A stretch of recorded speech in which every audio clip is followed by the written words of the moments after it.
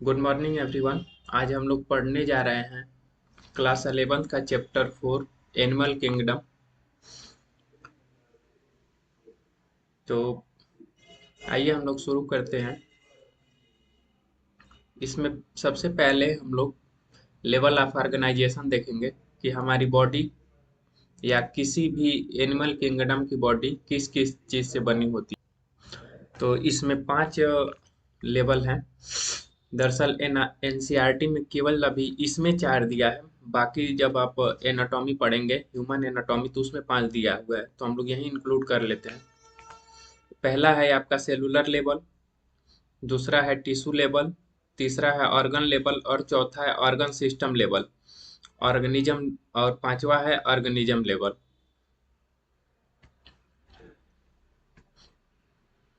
अगर हम बात करें लेवल ऑफ ऑर्गेनाइजेशन का, तो पहला में आइए जानते हैं सेलुलर लेवल के बारे में।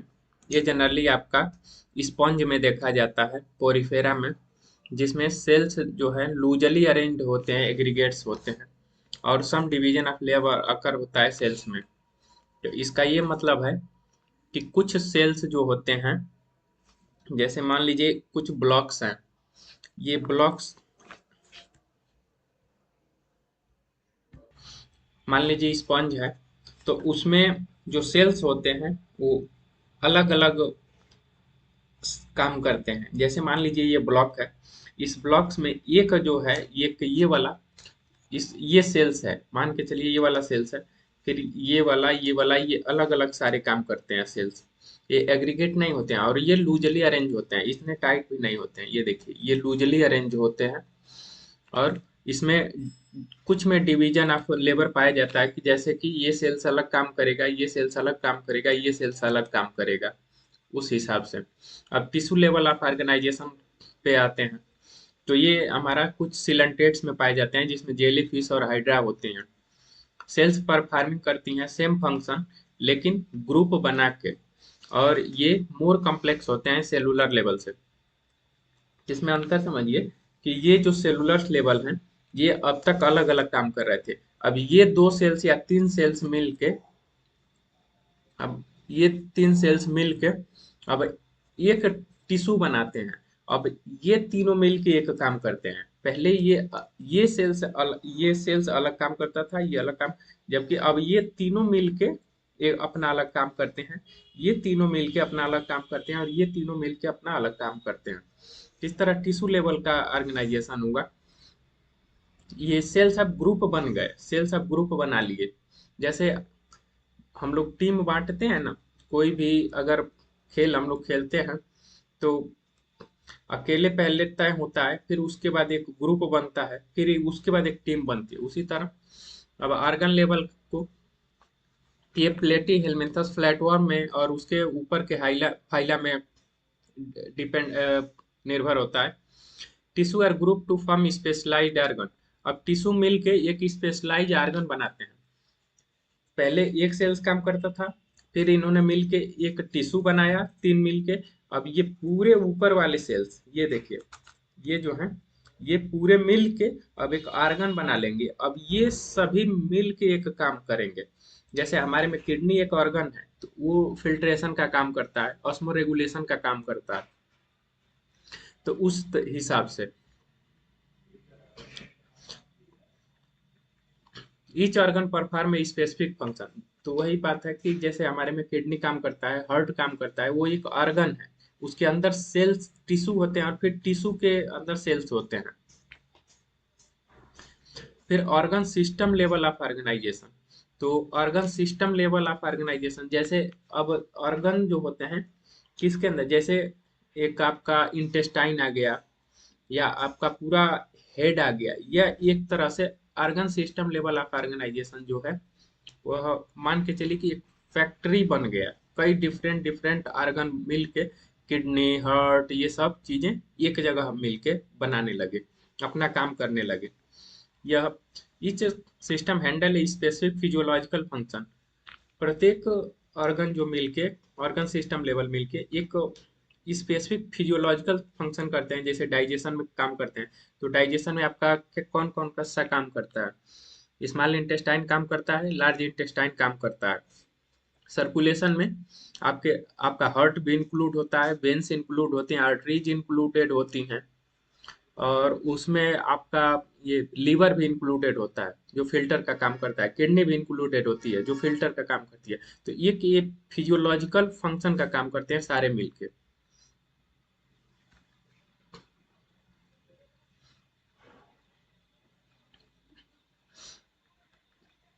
ये देखिए ओपन सर्कुलेटरी सिस्टम और क्लोज सर्कुलेटरी सिस्टम, ये अलग अगले वाले। वेरिएशन इन ऑर्गन सिस्टम, तो इसमें वेरिएशन किस में है, ऑर्गन सिस्टम में भी वेरी करता है।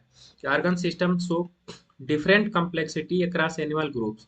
ऑर्गन सिस्टम जो होता है वो different different organ different different animals में काम करते हैं। जैसे कि पूरे ग्रुप ऑफ एनिमल्स में एक ही तरीके से काम नहीं होता है, वो डिफरेंट डिफरेंट में डिफरेंट डिफरेंट ऑर्गेनिज्म में डिफरेंट डिफरेंट तरीके से वो अपने आप को फंक्शन को परफॉर्म करते हैं। डाइजेस्टिव सिस्टम पे बात करते हैं, तो डाइजेस्टिव सिस्टम टू टाइप्स के होते हैं। पहला होता है इनकम्प्लीट डाइजेस्टिव सिस्टम और दूसरा है कंप्लीट डाइजेस्टिव सिस्टम। तो इनकम्प्लीट डाइजेस्टिव सिस्टम ये आपके प्लेटी हेलमिंथस में पाए जाते हैं। इसमें सिंगल ओपनिंग होती है, serve by both mouth and anus. मतलब एक्सक्रेटरी मटेरियल और फूड प्रोडक्ट एक ही ओपनिंग से जाती है। इसमें माउथ और एनस नहीं होते हैं कि आप मुंह से खाना खाएं और एनस के द्वारा एक्सक्रेटरी मटेरियल या एक्सक्रेट करें। जबकि कंप्लीट डाइजेस्टिव सिस्टम में ये दोनों अलग अलग होते हैं, टू ओपनिंग होती हैं। जैसे ह्यूमन बींग है या हायर जैसे फिशेस से ऊपर जो चीजें हैं फाइलम है उसमें। अब सर्कुलेटरी सिस्टम की बात करते हैं, तो सर्कुलेटरी सिस्टम भी टू टाइप्स, ओपन टाइप होता है और क्लोज टाइप होता है। ओपन टाइप में ब्लड जो होता है हार्ट के बाहर पंप होता है, सेल्स और टिश्यू डायरेक्टली बाथ होते हैं। जैसे मान लीजिए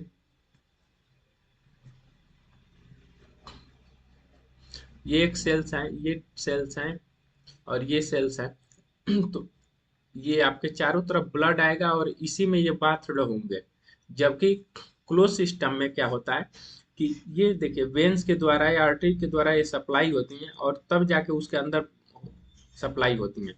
और क्लोज अगर यही ओपन सिस्टम रहता तो ये किडनी है, ये किडनी के चारों तरफ ब्लड इकट्ठा हो जाता और इसी में ये बात से हो जाती, इसी में डूब जाती, उसका काम हो जाता। लेकिन ये नहीं पाया जाता है। जबकि ओपन सर्कुलेटरी सिस्टम्स कुछ इन्वर्टिब्रेट्स में देखे जाते हैं, जैसे अर्थ्रोपोड्स होते हैं और मलुस्क होते हैं। आप अगर कभी एप्पल स्नेल को देखे होंगे तो उसमें लाकुना पाया जाता है जिसका ब्लड कलर आपका नीला होता है। कुछ उसमें पाए जाते हैं केमिकल्स जिसके द्वारा ब्लड उसका नीला होता है, जबकि हम लोग का रेड होता है। अब क्लोज ब्लड देखिए वेन्स और आर्टरीज और कैपिलरीज के थ्रू ये सप्लाई होता है डिफरेंट डिफरेंट में, एनालिडा से वर्टिब्रेट्स तक। जैसे देखिए इसमें ये जो है वेन्स जो है आर्टरी जो है ये क्लोज्ड नहीं है, ये देखिए यहाँ पे ये क्लोज नहीं है, यहाँ पे ओपन है। जबकि इसमें क्लोज सिस्टम में ये क्लोज्ड है। यहाँ पे ऑर्गन है वो डायरेक्टली बाथ हो रहे हैं, यहाँ आके ब्लड आ रहा है और उसमें ये ऑर्गन्स बात हो रहे हैं। जबकि इसमें वो नहीं है, ये वेन्स और आर्टरी डिफरेंट डिफरेंट ऑर्गन में सप्लाई कर रही हैं ब्लड का। सिमेट्री, सिमेट्री एनिमल्स में होते हैं। Animal clan can be classified based on their symmetry. Animals को हम उनके सिमेट्री के बेस पे भी क्लासिफाई कर सकते हैं। यह जनरली तीन तरीके का होता है। एक होता है एसिमेट्री, जिसमें जिसका कोई सिमेट्री नहीं है, जिसका कोई शेप नहीं है, आप कहीं से भी उसको डिवाइड नहीं कर सकते। जैसे वह आपका सेलुलर लेवल ऑफ ऑर्गेनाइजेशन जो होता है उसमें आप डिवाइड नहीं कर सकते। जैसे उसका कोई प्लेन नहीं है, वो सेंटर से आप उसको डिवाइड नहीं कर सकते दो हाफ में। रेडियल सिमेट्री होता है आप किसी भी चीज से कहीं से भी उसको दो हाफ में डिवाइड कर सकते हैं। जैसे ये देखिए ये रेडियल सिमेट्री है, आप कहीं से भी इसको दो भागों में डिवाइड कर सकते हैं। और रेडियल सिमेट्री के एग्जांपल्स क्या क्या है, सिलेंट्रेट्स हैं, टिनोफोर्स हैं, इकाइनोडर्म्स हैं। बाइलेटरल सिमेट्री में जब बॉडी को हम लोग दो भागों में डिवाइड करते हैं, कोई भी चीज जो है जब दो भागों में वो डिवाइड हो जाती है, केवल दो भागों में, आप इसको रेडियल ऐसे नहीं डिवाइड कर सकते या ऐसे, आप इसको केवल या तो ऐसे डिवाइड कर सकते हैं या तो आप ऐसे डिवाइड कर सकते हैं। केवल दो भागों में आप डिवाइड कर सकते हैं, जैसे एनालिट्स हुए, ऑर्थोपोड्स हुए, ये बाइलेटरल सिमेट्री एग्जिबिट करते हैं। अब डिप्लोब्लास्टिक और ट्रिप्लोब्लास्टिक क्या है? ये जर्म लेयर्स होते हैं। जिन ऑर्गेनिजम्स में two types of germ layer होते हैं उसको हम लोग डिप्लोब्लास्टिक करते हैं, और जिसमें तीन जर्म लेयर होते हैं उसको हम लोग ट्रिप्लोब्लास्टिक करते हैं। तो डिप्लोब्लास्टिक में एनिमल से दो इम्ब्रियोनिक लेयर्स होते हैं। एक्सटर्नल आपका इक्टोडर्म होता है, और इंटरनल जो होता है वो इंडोडर्म होता है, जबकि मेजोडर्म इसमें एब्सेंट होता है। ये देखिए, इसमें ये आपका एक्टोडर्म है और ये मेजोडर्म है, लेकिन बीच में ये जो पिंक कलर का है, आप इसको ध्यान से देखेंगे तो इसमें न्यूक्लियस नहीं है, इसमें सेल्स, ये डैमेज सेल्स है, इसमें कोई भी न्यूक्लियस, ये लिविंग सेल्स नहीं है, इसलिए ये इसको हम लोग मेजोडर्म नहीं मानते हैं। ये मेजोडर्म नहीं है, इसमें केवल दो लेयर होते हैं, इसे इसको मेजोग्लिया बोलते हैं। एब्सेंट है इसमें न्यूक्लियस, जबकि इन दोनों में देखिए न्यूक्लियस प्रेजेंट है। और किसी भी सेल्स में अगर न्यूक्लियस नहीं होता है, कुछ जगह है एक्सेप्शन है, अगर किसी भी सेल्स में न्यूक्लियस प्रेजेंट नहीं होता है तो उसको हम लोग डेड सेल्स मान लेते हैं। जबकि वही ट्रिप्लोब्लास्टिक में देखिए इसमें न्यूक्लियस पाए जाते हैं, तो इसको मेजोडर्म नाम दिया गया है। मेजोग्लिया की बात करें तो एक अनडिफरेंशिएटेड लेयर है मेजोग्लिया, जो एग्जिस्ट करता है इक्टोडर्म और इंडोडर्म के बीच में। डिप्लोब्लास्टिक लेयर, हम लोग डिप्लोब्लास्टिक लेयर के एग्जांपल, तो सिलोन्ट्रेट्स जो होते हैं वो डिप्लोब्लास्टिक होते हैं। आगे हम डिफरेंट डिफरेंट फाइलम के बारे में पढ़ेंगे, तो वहां से क्लियर होगा ये एक तरह से। आगे आपको कोई कंफ्यूजन ना हो उसके लिए ये सारे टर्म दिए गए हैं शुरू में। अब triploblastic animals where the developing embryo has a third germinal layer. जो डेवलपिंग एम्ब्रियो होता है उसके उसमें थर्ड जर्मिनल लेयर पाया जाता है मेजोडर्म, जो इक्टोडर्म और इंडोडर्म के बीच में होता है, जिसे हम लोग ट्रिप्लोब्लास्टिक एनिमल्स कहते हैं। जैसे प्लेटी हेलमिंथस से लेके कॉर्डेट तक ये ट्रिप्लोब्लास्टिक होते हैं। तो इसको ध्यान रखिएगा कि मेजोग्लिया किसे बोलते हैं? जिसमें जर्मिनल लेयर नहीं पाए जाते हैं। जर्मिनल लेयर नहीं पाए जाने का मतलब कि उसमें न्यूक्लियस एब्सेंट है और दे आर डेड सेल्स, उनका कोई रोल नहीं होता। जबकि अगर वही उस मेजोग्लिया में अगर न्यूक्लियस प्रेजेंट है तो उसे मेजोडर्म मान लिया जाता है, जिससे ऑर्गन्स बन सकते हैं, डेवलप हो सकते हैं, जबकि मेजोग्लिया से ऑर्गन्स डेवलप नहीं होते हैं।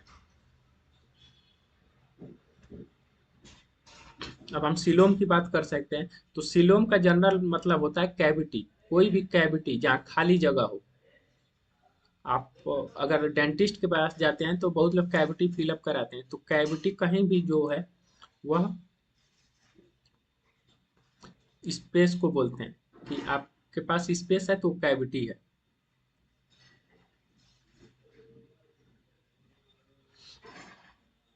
तो इम्पोर्टेंस ऑफ बॉडी कैविटी का क्या है? द प्रेजेंस और absence of cavity between the body wall and gut wall is significant in animal classification. एक बॉडी वॉल है और गट वॉल है, उसके बीच में जो कैविटी प्रेजेंट होती है उसी के बेसिस पे हम लोग सीलोम को डिवाइड करते हैं। तो एक कैविटी जो होती है वो मेजोडर्म के द्वारा लाइन होती है, जिसे हम लोग सीलोम कहते हैं। जिसमें मेजोडर्म नहीं पाया जाता है वो एसिलोमेट होता है, जिसमें पाया जाता है वो सिलोमेट होता है। तो सिलोमेट्स की बात करते हैं तो animals with a coelom are called coelomate. जिसमें सिलोम पाया जाता है, कैविटी पाया जाता है, वो सिलोम होती है। कैसे? एनालिड्स, मलुस्का, आर्थ्रोपोड्स, इकाइनोडर्म्स, हेमिकॉर्डेट्स और कॉर्डेट्स। स्यूडोसिलोम एक बॉडी कैविटी जो होती है वो अब मेजोडर्म के द्वारा नहीं लाइन होती है, उसमें मेजोडर्म पाउचेज में पाए जाते हैं, छोटे छोटे टुकड़ों में पाए जाते हैं। जैसे ये देखिए, देखिए ये जो सीलोम है ये आपका गट वाल, मतलब आपका पेट और इक्टोडर्म बाहरी सेल्स, जैसे हमारे चमड़ी हो गया चाहे मांसपेशी हो, उसके बीच में एक सीलोम पाया जाता है, कैविटी, जिसे हम लोग सीलोमेट्स कहते हैं। ये देखिए इसमें वो प्रेजेंट नहीं है, यहाँ पे ये कैविटी प्रेजेंट नहीं है, पूरी फिल हुई है फुल। इसमें जो है, जो स्यूडोसिलोम है उसमें पैच में पाया जाता है, छोटे छोटे टुकड़ों में, इसलिए वो स्यूडोसिलोम है। ये देखिए scattered pouches in between ectoderm और एंडोडर्म, ये आपका इक्टोडर्म बनाएगा, और ये नीचे जो है ये आपका इंडोडर्म बनाएगा, जबकि ये मेजोडर्म बनाता है। तो यहाँ पे पूरा मेजोडर्म फिल है, यहाँ पे छोटे छोटे टुकड़ों में मेजोडर्म पाया जा रहा है जिसको स्यूडोसिलोम कहेंगे, और यहाँ पे पूरा मेजोडर्म खाली है जिसको हम लोग सिलोम कहेंगे। तो स्यूडोसिलोम किस में पाया जाता है? एस्के हेलमिंथियस में पाया जाता है। Acoelomate animals lacking a body cavity card acoelomate, जिसमें कोई कैविटी ही नहीं पाई जाती है उसे एसिलोमेट्स कहते हैं। प्लेटी हेलमिंथस जो ये है, पोरिफेरा से प्लेटी हेलमिंथस में, पोरिफेरा भी एग्जाम्पल है इसका, याद रखिएगा।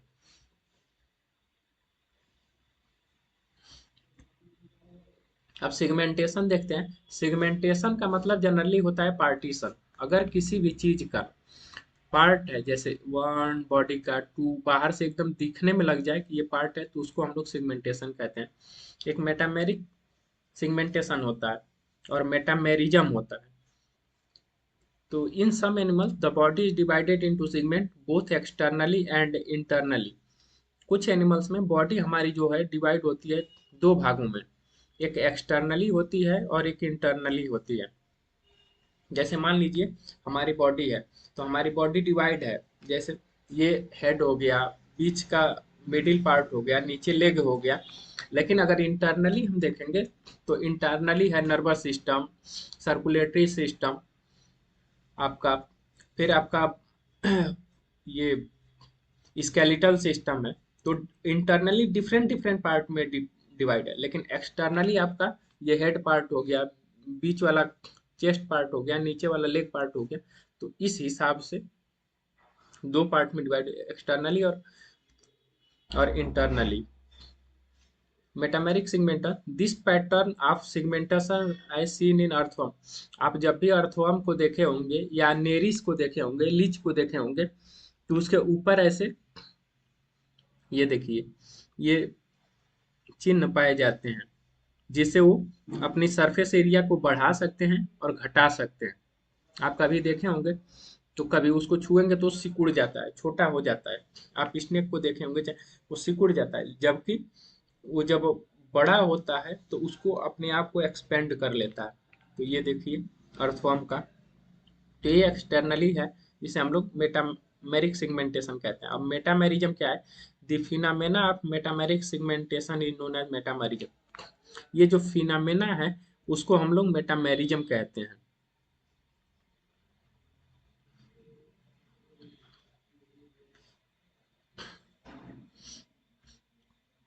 अब नोटोकार्ड पे आते हैं। तो नोटोकार्ड जनरली कुछ कैरेक्टरिस्टिक्स होता है जो पाया जाता है आपका कॉर्डेट्स में, कि एक रॉड लाइक स्ट्रक्चर होता है जो डिराइव्ड होता है मेजोडर्म से, form on the dorsal side during embryonic development in some animal. यह इम्ब्रियो जब डेवलप होता है उस समय पाया जाता है। तो रॉड लाइक स्ट्रक्चर मान सकते हैं कि बोन जो होता है वो सपोर्ट करता है आपके इम्ब्रियो को कहीं उसको शॉक एब्जॉर्बर ना हो, उसको बचाता है। उसके बाद ये जब बच्चा बड़ा हो जाता है तो ये धीमे धीमे खत्म हो जाता है, कुछ में रह जाता है, कुछ में खत्म हो जाता है। उसी को हम लोग नोटोकार्ड कहते हैं। जैसे ये देखिए, ये डाइजेस्टिव ट्रैक्ट है, ये नोटोकार्ड है। जैसे हम लोग रीढ़ की हड्डी बोलते हैं, जैसे हमारे में होता है, ये बाद में खत्म हो जाता है। ये ध्यान रखिएगा, मैं रीढ़ की हड्डी से एग्जांपल दे रहा हूँ, ये रीढ़ की हड्डी बाद में नहीं बनता है, कुछ में रह जाता है, नहीं तो ये मैक्सिमम में ये खत्म हो जाता है जब बच्चा बड़ा हो जाता है। जैसे ही वो बाहर निकलता है तो कुछ साल के बाद ये खत्म हो जाता है, 3 साल, 2 साल, 4 साल, 5 साल, वेरी करता है डिफरेंट डिफरेंट ऑर्गेनिजम्स में। तो कॉर्डेट्स किसे कहते हैं? कि जिसमें नोटोकार्ड पाया जाता है, और जिसमें नोटोकार्ड्स इम्ब्रियो बनने के दौरान नहीं पाया जाता है उसे हम लोग नॉन कार्डेट कहते हैं, जैसे कोरिफेरा से लेके इकाइनोडर्म्स में। जबकि एनिमल्स में पाए जाते हैं ये। अब एनिमल क्लासिफिकेशन जो अभी तक हमने पढ़ा उसको एक टेबल में इंक्लूड किया गया है कि कैसे कैसे, तो इसको याद करना जरूरी है। ये किंगडम है। किंगडम आपको पता होगा कि 5 टाइप होता है, एनिमलिया और multi cellular. 2 type of kingdom, 3 classification of kingdom, ये सेकंड चैप्टर में है। उसका जब नोट्स आप पढ़ेंगे तो उसमें दिया है कि किसने किसने 5 किंगडम ऑफ क्लासिफिकेशन किसने दिया था, 2 किंगडम ऑफ क्लासिफिकेशन किसने दिया था। तो 2 किंगडम में प्लांटी और एनिमलिया आता है, 5 किंगडम में आपका प्रोटिस्टा, मोनिरा, फंगी और ये सब चीजें आती हैं। तो लेवल इसमें एनिमलिया जो होता है वो मल्टी सेलुलर होता है, मतलब कई सेल्स से मिलके बना होता है। जैसे मैंने बताया कि पोरिफेरा जो होता है, स्पंज जो होता है, वो कई सेल्स से बना होता है। उसके बाद वो सेल्स मिलके टिश्यू बनाते हैं, फिर वो टिश्यू मिलके आर्गन बनाते हैं, और आर्गन मिलके एक डिफरेंट ऑर्गन सिस्टम बनाता है। तो वही इसमें दिया गया है कि ये लेवल ऑफ ऑर्गेनाइजेशन है, फिर सिमेट्री है, फिर सिलोमेट्स है बॉडी कैविटी यार, और लास्ट में है आपके फाइलम है। यहाँ राइलम लिखा है लेकिन ये फाइलम है, ये ध्यान रखिएगा, ये पी होगा।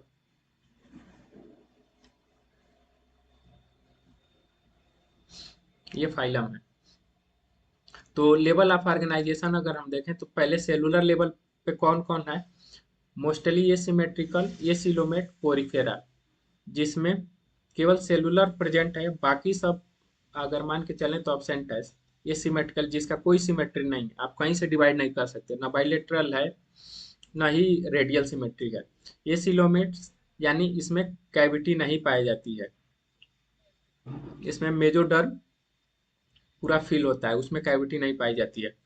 फिर आपका टिश्यू ऑर्गन और ऑर्गन सिस्टम ऑफ ऑर्गेनाइजेशन आता है, जिसमें 2 पार्ट्स होते हैं सिमेट्री, जनरली रेडियल सिमेट्री और बाइलेटरल सिमेट्री। रेडियल सिमेट्री जो होता है ये सिलोमेट्स होते हैं, जिसमें हम लोग सिलेंट्रेटा और टीनोफोरा पाए जाते हैं, जिसमें एग्जाम्पल होता है टीनोप्लाना भी आता है। नाइडेरिया है, सिलेंट्रेटा, ये सिलोमेट्स, इसमें रेडियल सिमेट्री है, जिसको हम लोग कहीं से भी, आप टीनोफोरा का एग्जाम्पल देखेंगे तो वो एक फुटबॉल के शेप का होता है, आप उसको कहीं से भी डिवाइड कर सकते हैं ऐसे।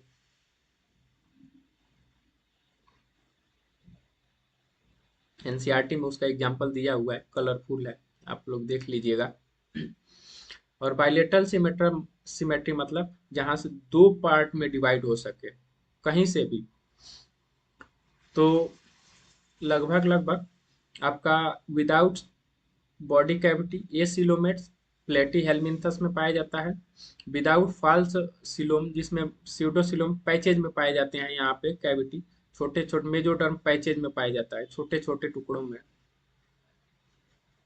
जिसमें एसके हेलमिंथस ये इम्पोर्टेंट है, आप याद रखिएगा। और बाकी सिलोम के साथ 6 हैं एनालिट्स, जिस अर्थोपोडा, मलुस्का, इकाइनोडर्म्स, हेमिकॉर्डाटा और कॉर्डाटा। हेमिकॉर्डाटा में और कॉर्डाटा में क्या अंतर है, हेमिकॉर्डाटा और कॉर्डाटा में ये अंतर है कि हेमिकॉर्डाटा में कुछ समय के बाद कॉर्डेट्स जो होते हैं, नोटोकॉर्ड जो समाप्त हो जाता है, और कॉर्डाटा में ये डिलीवरी के बाद कुछ समय बाद समाप्त होता है। हेमिकॉर्डाटा में कुछ समय तक बनता है या आधा बनता है, हेमी में कहीं भी हाफ होता है।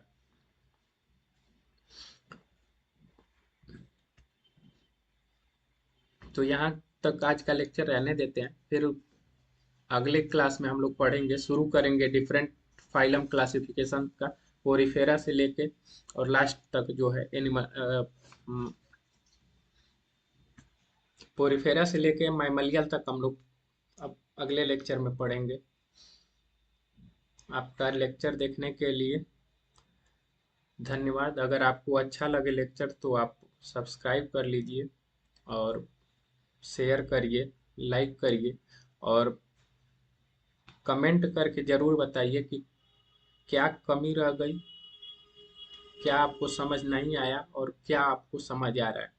क्योंकि एजुकेशन केवल नंबर लाने के लिए नहीं है। एजुकेशन जीवन जीने का एक तरीका है। आप किस तरीके से समझ सकते हैं, मैं कितना अच्छे से समझा सकता हूँ आपको। कम संसाधनों में अच्छी तरीके से किसी भी चीज को, सिचुएशन को हैंडल करने के लिए ही एजुकेशन है। न कि एजुकेशन का अ, रोजगार से यानी एम्प्लॉयमेंट से कोई दूर दूर तक का वास्ता नहीं है। वो जोड़ दिया गया है केवल। एजुकेशन आपकी लाइफ को बेटर बनाता है, आपकी अंडरस्टैंडिंग को बेटर बनाता है, आपके समाज को बेटर बनाता है। So if you think where I am wrong, please notify me, and thank you very much.